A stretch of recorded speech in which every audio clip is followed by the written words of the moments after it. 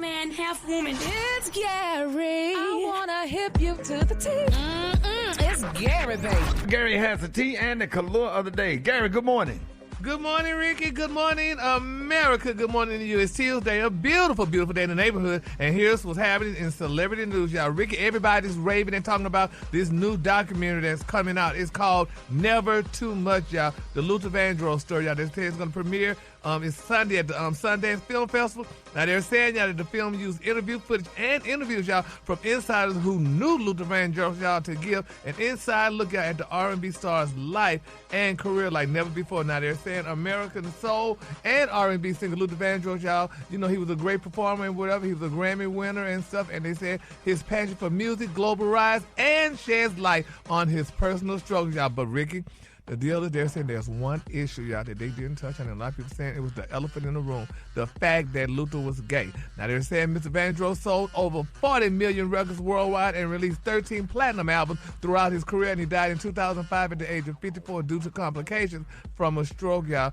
But they're saying the movie didn't hint, y'all, you know, and I mean, and it did talk about, you know, Luther's troubled love life, you know, because he really wanted to be in love, y'all. Now, they're saying despite his ability to make people fall in love with his smooth vocals, they're saying, y'all, that Luther never got the romance, y'all, that he sang about. They said, quote, "I'm still waiting," Mr. Vandross said in the interview clip. He said the time that was spent being in love, y'all, was unfortunately always unrequited.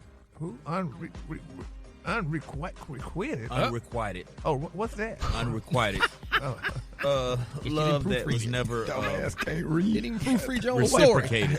That was never returned. Oh, that's but I want to make sure that, you know, I said the right word. But they're saying his song "Any Love," y'all, was his favorite because it was the only one, y'all, that was written completely autobiographically. Isn't that sad? That's sad that Luther died without love. And his music was just, I mean, we loved his music, honey. Yeah, that was sort of kind of Phyllis Hyman's story as well. Oh, yes. Had a trouble. That's how it is being an artist. It's hard to find somebody that's gonna understand you, understand your schedule. Like it's so much that you know that comes with everything that artists do or whatever. That's sad. And the crazy thing about it, Luther Vandross is one of the reasons a lot of us are even born. Yeah, you know, because that's what you played back in the day. Luther Vandross, especially like in the 80s. Yep. Yeah, that's sad. And we all kind of knew and kind of figured, but didn't nobody care. No, I still didn't believe it, though. I don't believe Luther had an alternative lifestyle. He just... I mean, you could kind of...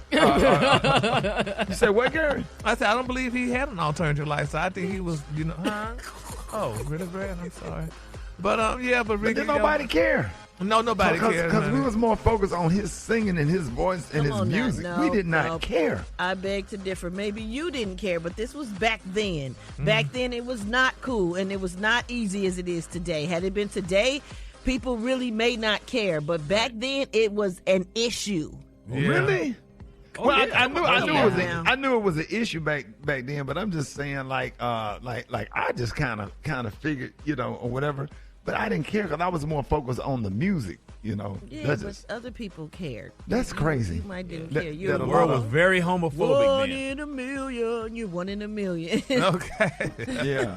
Well, hopefully this thing comes out and it'll be really good. I can't wait to see it, honey. So, all right, moving on in other celebrity news, y'all. Baby, they said some beefing, honey, going on between Beyonce's mama, honey, Miss Tina Knowles, and the legendary music artist, Miss Janet Jackson. Now, it's being reported that Janet Jackson is going to be extending her Together Again tour, which starts again, honey, in June. Now, they're saying that her ticket prices are high, almost as high as Beyonce's Renaissance tickets, and they're saying some Janet Jackson fans are definitely upset. But anyway, one of Tina's friends, y'all, posted a message criticizing Janet's ticket prices on Instagram, and Tina, they said Miss Tina liked it, setting off a war between the Beehive, and Janet's fans, y'all. And I feel so bad for you because first of all, they're saying that if the post continues saying, is just disgusting, honey, and they want to know why Janet want to sell her tickets for so high and whatever. Now, this is what they got. Now, they got it. You get a gold Janet Jackson VIP lounge package. You can only pay, honey, on row C, section 101 is only $839. Now, if you're on section 102, row 3, they're saying that the ultimate Janet Jackson meet and greet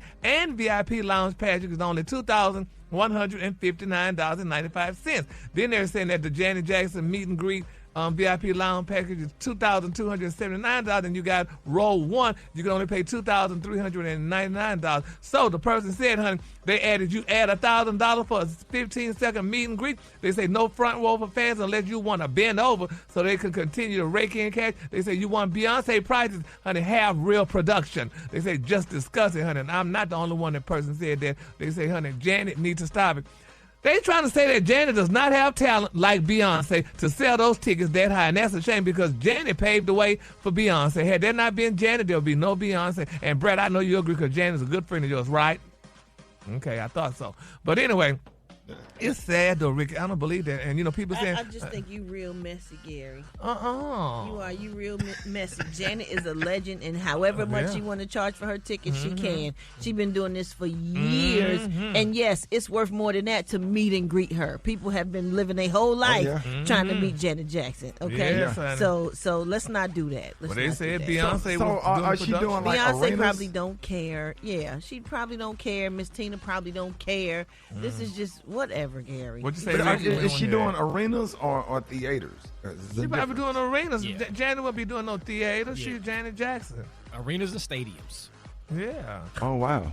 Oh, that's okay. Well, I hope she can sell the tickets and sell it out because she is definitely a legend. She can sell it out. She was here at State Farm not too long ago. It was sold out. Yeah, I don't think $2,000 is that much to meet an icon like Janet Jackson when you look at the full scope of how when in your lifetime are you going to get an opportunity like that? Watch how those tickets sell out. Yeah, those tickets are probably going to sell out. I mean, meanwhile, Super Bowl tickets are $50,000. Oh, hello. They really are. So, hello, and you ain't meeting nobody. You ain't meeting nobody.